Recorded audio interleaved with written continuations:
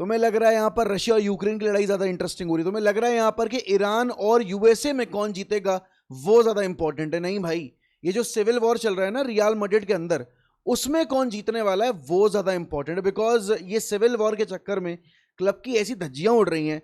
किसी दिन यहाँ पर आपके प्लेयर की लड़ाई की भी बात हमें सामने मिलती है, फिर उस बाद आपके प्रेसिडेंट आके एक प्रेस कॉन्फ्रेंस देते हैं जहां पर वो आपके सारे जो आपके स्पेनिश मीडिया आउटलेट्स हैं उनको लताड़ते हैं, आपके सबसे बड़े राइवल को अटैक करते हैं, और उसके बाद कल आपके प्लेयर और मैनेजर पब्लिक प्लेटफॉर्म पे आके प्रेस कॉन्फ्रेंसेज में एक दूसरे के अगेंस्ट यहां पर इल्जामात लगा रहे हैं।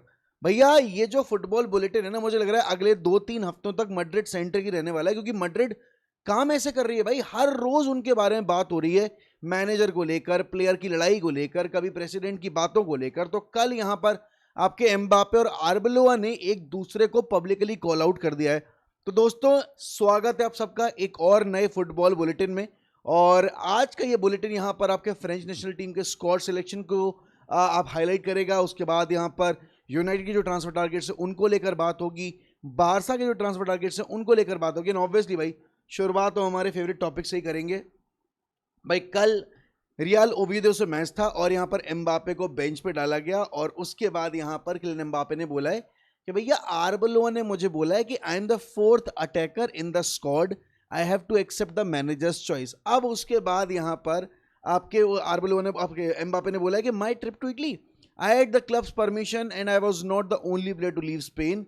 पता है इन सब के बीच में एक चीज क्या है भाई, एम्बापे एंड आर्बेलोआ कहीं ना कहीं सेम पेज पे नहीं है ever since Xabi Alonso left the club. And Xabi Alonso को लेकर भी यही लिखा है कि it hurts because this year we really had the opportunity to do great things and we showed that at the start of the season. I will not mention any names, I am only here to defend the club. भाई एक बात बताओ जरा, तो मतलब if he is not naming the players और if he is not naming the individuals, is he trying to hint that somebody within the team, within the dressing room wanted Xabi Alonso gone, or who could that be? क्योंकि अगर तुम्हें याद होगा तो वो El Clasico जो हुआ था जहां पर बार्सिलोना को हराया था रियल मैड्रिड ने, उस एल क्लासिको में यहाँ पर Vinicius junior was very frustrated, right? और उस फ्रस्ट्रेटेड विनीशियस जूनियर ने कहीं ना कहीं यहाँ पर जो भी था टीम का बैलेंस यहाँ पे बिगाड़ा, टीम को अगर आप बोलोगे थोड़ा सा पुश किया पीछे। क्यों? क्योंकि भाई उनके और मैनेजर के बीच जो तनातनी थी उससे मीडिया आउटलेट्स ने बातें करनी शुरू की और वो प्रेशर ऐड करता चला गया। बिकॉज उस पॉइंट ऑफ टाइम तक भाई सब कुछ सही चल रहा था, यहाँ पर मैड्रिड बहुत अच्छा परफॉर्म कर रही थी, एम्बापे गोल स्कोर कर रहे थे, मैड्रिड मैचेस जीत रही थी, एंड मोस्ट इंपॉर्टेंटली यहाँ पर आप लीड पे थे ला लीगा टाइटल रेस, और उसके अलावा यहाँ पर आप चैंपियंस लीग का पीछे कर रहे थे। लेकिन उस एक एल क्लासिको के बाद चीज़ें बिगड़ती चली गई और उसके बाद यहाँ पर मैड्रिड पूरे सीजन बस चेस करती रही आपकी बार्सिलोना को। लेकिन पता है सीन क्या है, अब देखो जो होना था वो हो गया। I have no problem with Arbeloa. We have to respect the manager's decision. Everyone has their own ideas and philosophy. I have to work to be better than Gonzalo, Masandona and Vinny to get the playing time. अब पता है ये जो comment आया कल match के बाद यहाँ पर एम्बापे के, Mbappe was booed by the ultras. और पता है सुनो, इतना ही नहीं, रुको रुको रुको रुको, मैं एक चीज भूल जा रहा था भाई, रियल मैड्रिड के फैंस ने फ्लोरेंटिनो आउट का बैनर लगाया था। दे You brought that banner into the stadium and फिर वो बैनर यहाँ पर सिक्योरिटी गार्ड से छीन के फाड़ के स्टेडियम से बाहर कर दिया। And Perez was inside the Santiago Bernabeu. और वो छोड़ो, यहाँ पे सबसे इंपॉर्टेंट चीज़ है भाई, सेंटियागो बर्नाब्यू पे मैच शुरू होने से पहले ही पेरेज और फैंस की तनातनी हो गई थी। वो क्लिप भी वायरल हो रही है, फोटोज आपने देखी ली होंगी यहाँ पे। अब सीन क्या है यहाँ पर, जो आर्बेलोआ का कहना है कि मैंने कभी एम्बापे को ये नहीं बोला कि भाई तू मेरा 4th चॉइस अटैकर है, मैंने उसको ये बोला कि you are one of the 4 attackers in the team. Vinicius, Mastantuono, आपके यहाँ पर Brahim not Brahim Diaz but आपके यहाँ पर Gonzalo Garcia and then Mbappe. तो यहाँ पर 4 मेरे पास ऑप्शंस हैं। एंड उसने ये बोला बहुत क्लियरली कि भाई देख 4 दिन पहले ना तू 1 मिनट खेलने की हालत में नहीं था, क्योंकि ऐसा बताया जा रहा था कि भाई Mbappe has felt some discomfort, यहाँ पर इस वजह से एम्बापे को रेस्ट दिया गया है इस एल क्लासिको में। लेकिन नहीं नहीं नहीं नहीं नहीं नहीं दोस्तों, रुको रुको रुको रुको, होल्ड ऑन। यहां पे आपके एम्बापे ने कल आके बोला है कि मुझे कोई प्रॉब्लम नहीं थी, मैं बिल्कुल फिट था, I was ready to play and I would never shy away from the opportunity of playing football for Real Madrid, but the manager said that I am not in the playing 11। तो भाई ये जो कल पूरी scene हुई है, जो कल पूरा यहाँ पर आप बोलोगे पूरा ये जो फियास्को क्रिएट हुआ है, इसके बाद भाई जो भी अगला मैनेजर है, मैं कह रहा हूँ चाहे अब तो जोसे मोरिन्यो भी आ जाए भाई, ये ईगोज को आपको कंट्रोल करना पड़ेगा। एंड ये ईगोज अगर ऐसे पब्लिकली आकर, और देखो फर्क नहीं पड़ता यहाँ पर आरबलो परमानेंट मैनेजर हैं या फिर आपके केयरटेकर मैनेजर हैं या फिर इंटरिम मैनेजर है, उससे फर्क नहीं पड़ना चाहिए। ये आरबलो को जो लाने का डिसीजन है वो यहाँ पर आपकी मैनेजमेंट का था। तो मैनेजमेंट कैसे अलाउ कर रही है भाई प्लेयर्स को कि तुम पब्लिकली जाकर इन चीज़ों पे बात कर सकते हो, तुम यहाँ पर जाबी की सेकिंग पे बात कर सकते हो, तुम यहाँ पर अपने करंट मैनेजर को ऐसे कॉल आउट कर सकते हो, बिकॉज अल्टीमेटली तुम यहाँ पर अभी केयरटेकर मैनेजर को नहीं कॉल आउट कर रहे हो, तुम यहाँ पर अभी करेंटली एक्टिव मैनेजर को कॉल आउट कर रहे हो जो तुम्हारे क्लब को लीड कर रहा है। एंड अब पता है प्रॉब्लम क्या है कि यहाँ पर पहली बात तो मैड्रिड सारे टूर्नामेंट से बाहर, ला लीगा भी हार चुकी है, 2 गेम और बाकी है। अब इस बीच में अगर प्लेयर्स इतना ज़्यादा आउटस्पोकन हो रहे हैं आपके मैनेजर को लेकर, तो कहीं ना कहीं ये मैनेजर की जो अपॉइंटमेंट की जो पूरी यहाँ पर सिनेरियो थी जो मैनेजमेंट ने शुरू की थी, उस पर सवाल खड़े करता है कि क्या आपने प्लेयर से बातचीत नहीं की थी before you sacked Xabi Alonso, या before you met a mutual यहाँ पर मिडिल ग्राउंड के भाई चलो ठीक है जाबी अलोंसो लीव कर देते हैं, क्योंकि ये अपॉइंटमेंट जो आरब लोग थी कभी भी सेंस नहीं बना रही थी। और इसीलिए Perez should be hold accountable यहाँ पर फॉर दिस सेकिंग। अब देखो यहाँ पे ये वाला जो बात है ना भाई, Mbappe on the bench, it is obvious for me that a player who couldn't travel the other day couldn't start today, it wasn't a final, we play again in 3 days, this is a normal thing.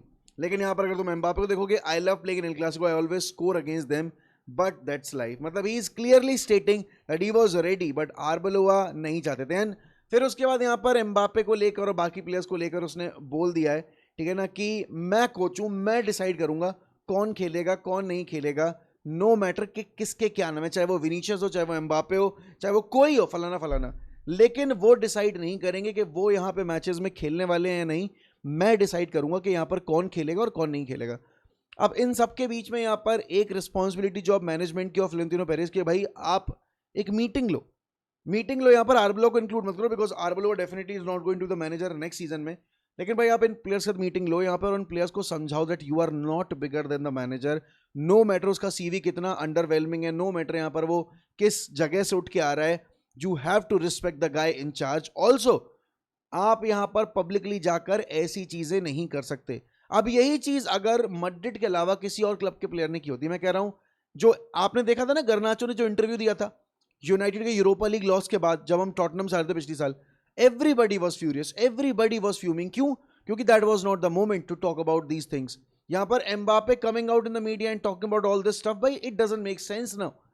You should have come out and talked about Xabi's sacking जब तुम्हारे पास मौका था। जाबी के जाने के तुम 10 हफ्ते 15 हफ्ते 20 हफ्ते बाद अगर यहाँ पर आके ये सब बातें बोल रहे हो तो इसका क्या मतलब बनता है? अब तुम यहाँ पर आर्बेलोआ से पल्ला झाड़ना चाह रहे हो, या तुम अपनी गलतियों को साइड करके यहाँ पर आर्बेलोआ पे ब्लेम डालना चाह रहे हो कि हम ये टाइटल हारे, हम यहाँ पर ट्रॉफी लेस गए, तो इसमें यहाँ पर हमारी गलती नहीं है, इसमें कोच की गलती है, राइट? ऐसा नहीं होता भाई।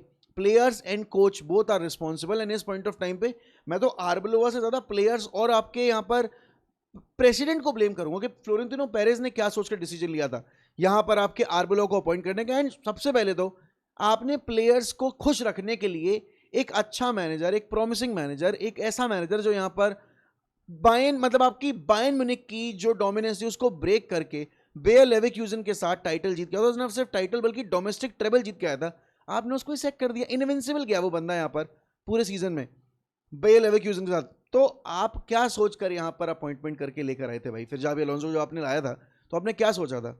ये बहुत गलत एग्जाम्पल सेट हो रहा है भाई मैड्रिड के पर्सपेक्टिव पे, क्योंकि देखो यार मैड्रिड एक ऐसा क्लब है जिसको अगर हम सक्सेस देखते हैं ना तो उस टीम को सबसे पहले नजर हम लगाते हैं कि भाई हाँ चलो ठीक है इस टीम की सक्सेस रेट कितनी है और बाकी टीमों की कितनी है।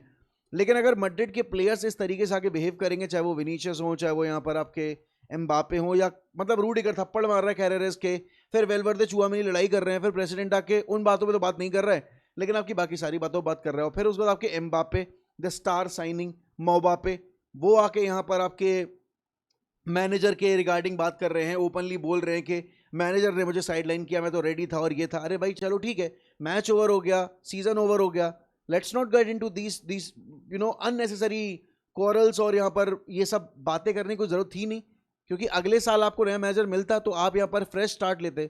लेकिन अब मैनेजमेंट की तो भाई ये रिस्पॉन्सिबिलिटी है, क्योंकि ये जिस तरीके से चीज़ें पैन आउट हुई हैं ये किसी भी तौर पे अच्छा एग्जाम्पल नहीं है for Real Madrid. But having said that, यहाँ पर भाई देखो सिंपल सी बात है, मैड्रिड जितने बड़े ईगोज हर साल लेकर आता है, ऐसी सिचुएशन किसी ना किसी पॉइंट ऑफ टाइम पे आनी ही थी।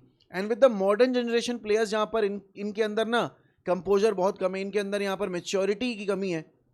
तो ये बड़ा बड़ा आसान सा काम था यहाँ पर कि कभी ना कभी किसी ना किसी पॉइंट पे सैचुरेशन पॉइंट रीच होगा और ये पब्लिकली आकर एक दूसरे की गुद्दी बजा देंगे, और कल वो हुआ है। लेकिन वो छोड़ो दोस्तों, कल यहाँ पर आपके फ्रेंच नेशनल टीम का वर्ल्ड कप स्क्वाड अनाउंसमेंट हो गया। एंड सरप्राइजिंगली नहीं बोलूँगा मैं कि इसमें यहाँ पर आपको कामाविंगा का नाम नज़र नहीं आ रहा है, इसमें यहाँ पर आपको लेनी ओरो का नाम नज़र नहीं आ रहा है, इसमें यहाँ पर आपको बहुत सारे नाम नज़र नहीं आएंगे। इसके पीछे रीज़न ये कि भाई जो नाम मिसिंग है वो नाम खेले ही नहीं है, वो नाम अच्छा नहीं खेले हैं।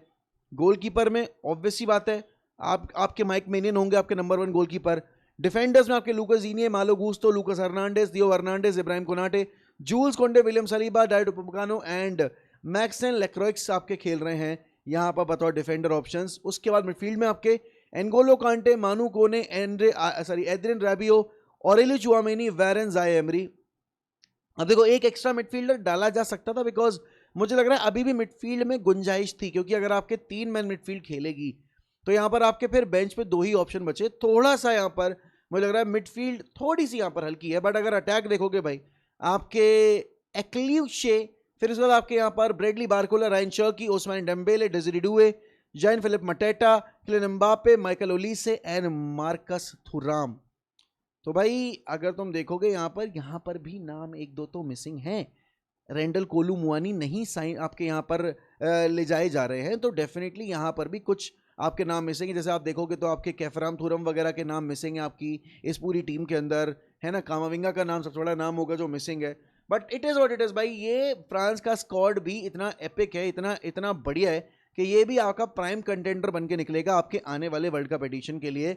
लेकिन भाई ब्राज़ील नेशनल टीम और उनके फैंस के लिए बड़ी अच्छी न्यूज़ है, क्योंकि कार्लो एंचेलोटी ने यहाँ पर लॉन्ग टर्म डील साइन कर ली है विद ब्राज़ील का जो एसोसिएशन है उसके साथ।